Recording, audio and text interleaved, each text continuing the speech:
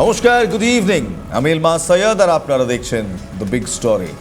আজ আমাদের একটা বিশেষ প্রতিবেদন। R&AW research and analysis wing, সহজ কথায় র, যে র আর.এন. কাও সৃষ্টি করেছিল ভারতবর্ষে, সেই রয়ের একটি রিপোর্ট রীতিমতো কালঘাম ছোটাচ্ছে গোয়েন্দাদের। আজ আমরা এক এমন সত্যি ফাঁস করতে চলেছি যা আপনার রক্ত তো গরম করবে, কিন্তু এই মুহূর্তে বিন্দু বিন্দু ঘাম জ্বলবে বাংলাদেশ এবং চীনা গুপ্তচরদের, কারণ তাদের খুঁটিনাটি আমরা ধরে ফেলেছি। আমাদের প্রতিবেশী দেশ বাংলাদেশ, যাদের স্বাধীনতার জন্য ভারত নিজের রক্ত দিয়েছিল, আজ তারা আমাদেরই পিঠে ছুরি মারার ছক কষছে। বগুড়া থেকে চট্টগ্রাম, গোটা বাংলাদেশ জুড়ে এখন চীনা দালালি আর ভারত বিরোধী ষড়যন্ত্রের গন্ধ। জানলে অবাক হবেন, যে জমি ভারতকে দেওয়া হয়েছিল স্পেশাল ইকোনমিক জোনের জন্য কিংবা SEZ এর জন্য, আজ সেই জমিতে চীন বানাচ্ছে ড্রোন ফ্যাক্টরি। ঠিকই শুনছেন, আমাদের দেওয়া কিংবা আমাদেরকে দেওয়া জমিতেই আমাদের মারার বিষ তৈরি করছে চীন, মদত দিচ্ছে বাংলাদেশ।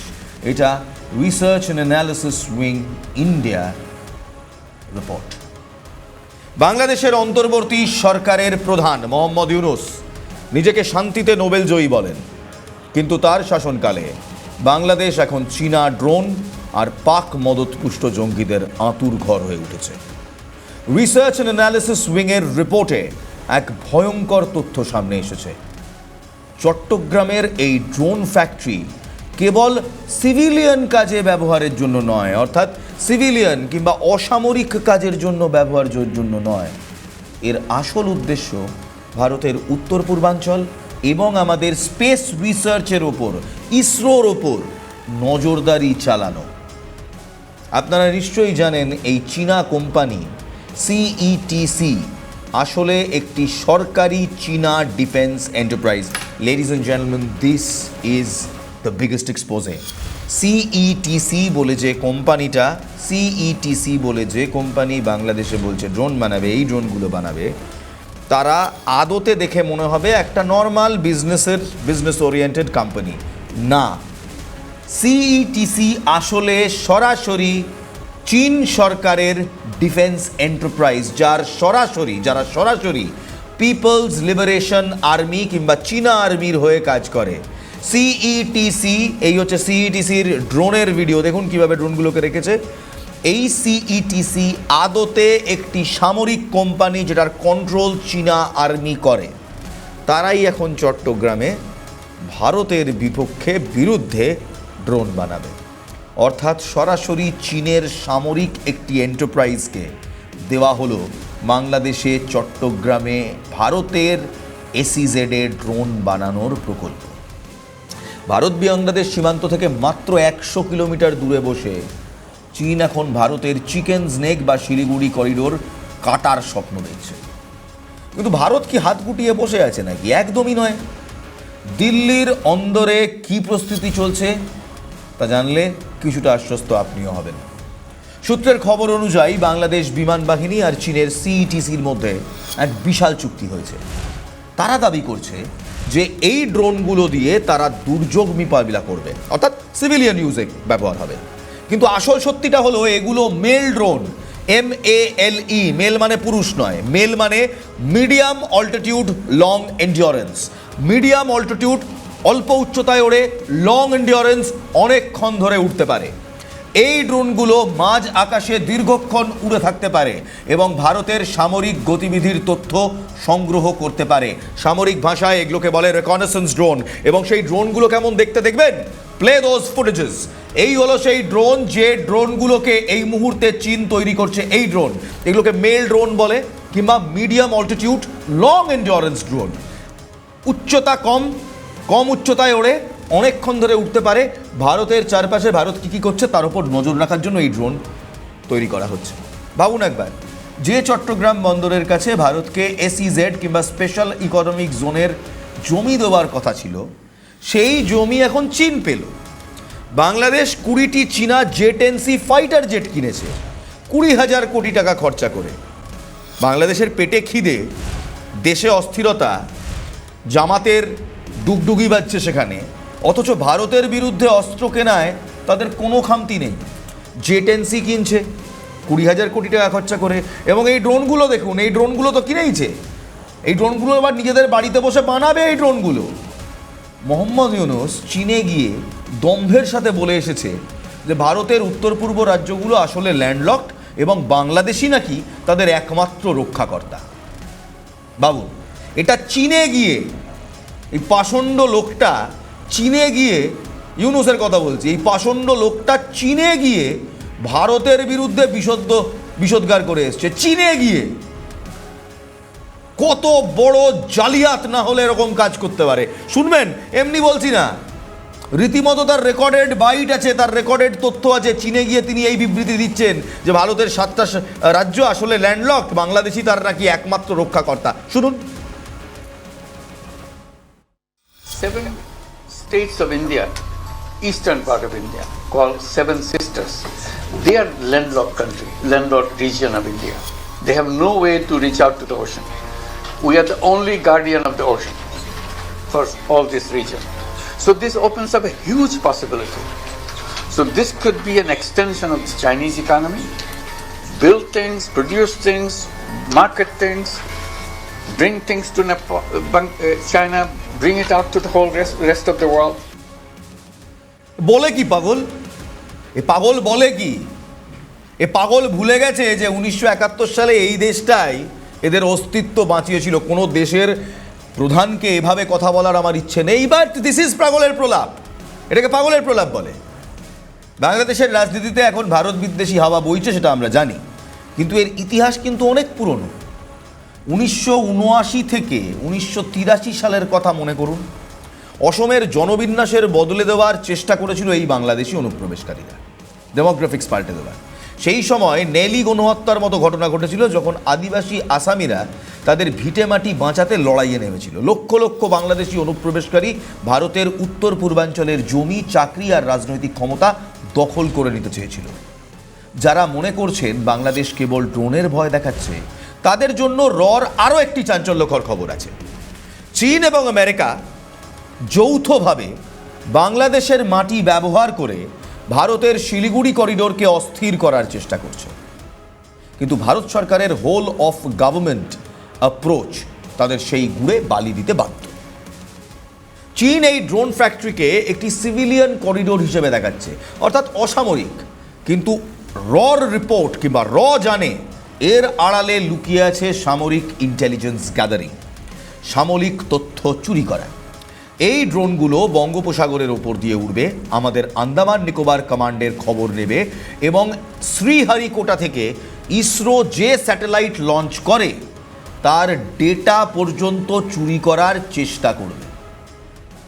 চীন আসলে ভারতকে চারপাশ থেকে ঘিরে ফেলার যে স্ট্রিং অফ পার্লস নীতি নিয়েছে, বাংলাদেশের এখন তার লেটেস্ট সংস্করণ কিংবা অ্যাডিশন।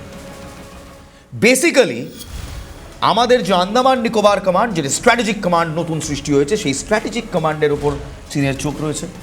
ইসরো নতুন কি স্যাটেলাইট লঞ্চ করছে তার উপর চোখ রয়েছে। আপনি ভাবছেন স্যাটেলাইট নিয়ে চীনের কী দরকার? অনেক দরকার আছে। এই মুহূর্তে এই মোবাইল ফোনে আপনি যত কর্মকাণ্ড ঘটান, তা সে কোনো অ্যাপ দিয়ে মেসেজ করা হোক, কিংবা কোনো অ্যাপ থেকে ফুড ডেলিভারি হোক, কিংবা কোনো অ্যাপ থেকে গাড়ি কিংবা মোটরসাইকেল বুকিং হোক, সমস্তটাই এখান থেকে সোজা যায় স্যাটেলাইটে। স্যাটেলাইট থেকে রিলে হয়ে আপনার ফোনে আসে। স্যাটেলাইট আমাদের চালায়। তাই ইসরো নতুন কোন স্যাটেলাইট লঞ্চ করলো, নতুন কোন পিএসএলভি যান লঞ্চ করলো, সেগুলো জানতে পারলে চীন স্পেস ওয়ারফেয়ারে আমাদেরকে টেক্কা দিতে পারে। আর স্পেস ওয়ারফেয়ার আজকালকার দিনে দাঁড়িয়ে আর মানে স্টার ওয়ার সায়েন্স ফিকশন নয়। 2025 সালে যে কমান্ডার্স কনফারেন্স হয়েছিল এই ফোর্ট উইলিয়ামে, সেখানে প্রধানমন্ত্রী নরেন্দ্র মোদী এবং স্বরাষ্ট্রমন্ত্রী রাজনাথ সিং দুজনে মিলে জয়েন্টলি ভারতের স্পেস ডক্ট্রিন লঞ্চ করেছিল। স্পেস কিংবা মহাকাশ সেটাও এখন যুদ্ধক্ষেত্র, আপনার ভালো লাগুক আর না লাগুক, আজগুবি শোনালেও দিস ইজ দ্য ফ্যাক্ট। এবং এই কারণেই রয়ের রিপোর্ট যেটা আছে, রয়ের রিপোর্ট বলছে এই মুহূর্তে চীন এই তথ্যগুলো সংগ্রহ করার জন্য এই ড্রোন ফ্যাক্টরিটা বানাচ্ছে। শো দোজ ড্রোনস, যে ড্রোনগুলো মিডিয়াম অল্টিটিউডে ওড়ে, এই ড্রোনগুলো যেগুলোকে সিভিলিয়ান হিসেবে তারা দেখাচ্ছে, কিন্তু আদতে এগুলোর কাজ সামরিক। এগুলো ভারতের বিরুদ্ধে তথ্য জোগাড় করবে। কিন্তু ভারতের উত্তর পূর্বাঞ্চলের আদিবাসী যোদ্ধারা, যারা একসময় উলফা বা এনএলএফটি তাদের হয়ে লড়তেন, তারা কিন্তু এখন ভারতের অখণ্ডতা রক্ষার ঢাল হয়ে দাঁড়িয়েছে। আসাম, মেঘালয় আর ত্রিপুরার মানুষরা দশকের পর দশক ধরে বাংলাদেশি আগ্রাসনের শিকার। ত্রিপুরার উপজাতিরা একসময় 93% ছিল, যা আজ কমে দাঁড়িয়েছে 28%। বাংলাদেশি অনুপ্রবেশকারীরা এসে পাহাড়ের মানুষদের কোণঠাসা করে দিয়েছে, আর এর ফলেই জন্ম নিয়েছিল উলফা বা এনএলএফটির মতো গোষ্ঠী। যদিও তারা একসময় ভারত সরকারের বিরুদ্ধে অস্ত্র ধরেছিল, আজ পরিস্থিতিটা বদলেছে। আজ শত্রু ঘরের বাইরে, সীমান্তের ওপারে বসে আছে, সেটা এরাও বুঝতে পেরেছে। শিলিগুড়ি করিডোর কেবল এক টুকরো জমি নয়, এটা ভারতের শরীর আর হৃদয়ের সংযোগস্থল। যদি এই করিডোর কোনোভাবে ব্লকড হয়, তাহলে সত্যি আমাদের সেভেন সিস্টার্স বিচ্ছিন্ন হয়ে যেতে পারে। চীনা ড্রোন আর বাংলাদেশের স্থানীয় নেটওয়ার্ক, স্মাগলার, জাল পাসপোর্ট চক্র, সবাই এখন এই করিডোরকে অকেজো করার চেষ্টায়। বাংলাদেশের ভেতর বসে থাকা পাকিস্তান এবং চীনের এজেন্টরা এই মুহূর্তে ভারতের রেললাইন, ব্রিজ আর পাওয়ার গ্রিড ওড়ানোর ছক কষছে। একে বলা হয় কোভার্ট অপারেশন। তারা এমনভাবে অন্তর্ঘাত করবে যেন মনে হবে ওটা একটা সাধারণ দুর্ঘটনা, কিন্তু আমাদের গোয়েন্দারা প্রতিটি পদক্ষেপে তাদের ওপর নজর রাখছে, এবং এই ইন্টেলিজেন্সও এসেছে R&AWর কাছ থেকে। ভারত এখন আর কেবল কূটনৈতিক আলোচনায় অপেক্ষায় বসে নেই। ভারত সরকারের 3টি নতুন সামরিক বেস তৈরি: লচিত বরফুকো মিলিটারি স্টেশন ধুবড়িতে, বিহারের কিশনগঞ্জে এবং পশ্চিমবঙ্গের চোপড়ায়। এই বেসগুলো সরাসরি শিলিগুড়ি করিডোর আর বাংলাদেশ সীমান্তে নজর রাখবে। কিন্তু শুনলে আপনি চমকে যাবেন, ভারতের আসল অস্ত্র কোনো মিসাইল বা ট্যাঙ্ক নয়। ভারত এমন এক শক্তির পুনর্জাগরণ ঘটিয়েছে যারা কয়েক দশক আগে বাংলাদেশকে কাঁপিয়ে দিয়েছিল। যে উলফা আর এনডিএফবি যোদ্ধারা অস্ত্র ছেড়ে মূল স্রোতে ফিরেছিলেন, এখন তারাই কি গোপনে অভিযানে নামছে? বাংলাদেশের ভেতরে কি ঘটতে চলেছে? পূর্ণেন্দু নবায়ন বলছেন ভারত মাতা কি জয়, ভারত মাতা কি জয় পূর্ণেন্দু বাবু। রত্নদীপ তিনি বলছেন চীন এক্স্যাক্টলি কি করার চেষ্টা করছে। শুনুন, চীন এক্স্যাক্টলি ভারতকে ঘেরার চেষ্টা করছে। চীন এক্স্যাক্টলি বাংলাদেশকে বাংলাদেশকে একটা প্রক্সি ওয়ার কিংবা একটা প্রক্সি হিসেবে তৈরি করার চেষ্টা করছে। কিন্তু আপনাদের একটা ছোট্ট কথা জানিয়ে রাখি, খবর আসছে যে প্রাক্তন বিদ্রোহী যোদ্ধারা, যারা জঙ্গল যুদ্ধে পারদর্শী, জঙ্গল ওয়ারফেয়ারে পারদর্শী, তারা এখন কমিউনিটি ডিফেন্স ইউনিট তৈরি করেছেন। তারা ভারতীয় সেনাবাহিনীর সাথে কাঁধে কাঁধ মিলিয়ে কাজ করছেন। বাংলাদেশের ভেতর যে চীনা প্রক্সি নেটওয়ার্ক গড়ে উঠছে, তাকে তছনছ করতে ভারত এখন অফেন্সিভ ডিফেন্স মোডে। র এবং মিলিটারি ইন্টেলিজেন্স এখন হিউম্যান ইন্টেলিজেন্সের ওপর জোর দিচ্ছে। সীমান্তের প্রতিটি গ্রামে, প্রতিটি চায়ের দোকানে কান পাতা আছে। কোনো সন্দেহজনক গতিবিধি আমাদের নজর এড়াতে পারবে না। মোহাম্মদ ইউনুস আর তার চীনা প্রভুদের একটা কথা মনে রাখা দরকার, ভারত যদি একবার মনে করে, তবে ম্যাপ আবার বদলে যেতে পারে। উত্তর পূর্ব ভারতের 7টি বোন একা নয়, তাদের সাথে দাঁড়িয়ে আছে ভারতের 21টি ভাইরাজ্য। মহাভারতের 5 পাণ্ডব যদি কুরুক্ষেত্রে তাণ্ডব করতে পারে, তবে 21 ভাইয়ের ক্ষমতা কতখানি তা মোহাম্মদ ইউনুস একবার মহাভারতটা পড়ে নিন, বুঝতে পারবেন।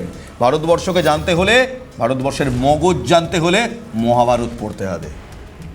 বাংলাদেশ যদি এই মুহূর্তে সেটা কল্পনাও করার চেষ্টা করে, বিশ্বাস করুন তাদের জন্য বিপজ্জনক।